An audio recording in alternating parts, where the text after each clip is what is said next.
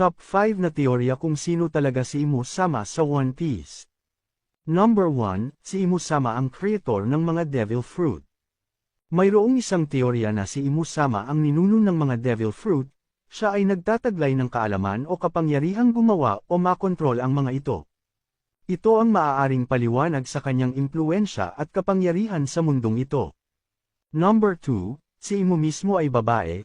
Ilang tagahanga ang nagbabaka sakali na si Imu mismo ay marahil babae na nagpadagdag ng bagong antas na intriga sa kanyang character, at marahil maimpluwensyahan ang power dynamics ng mundo ng One Piece. Number 3, si Imu mismo ay descendant o kamag-anak ni Joy Boy. Ilang fans ang nagbabaka sakali na si Imu mismo ay marahil descendant o kamag-anak ng legendary na si Joy Boy.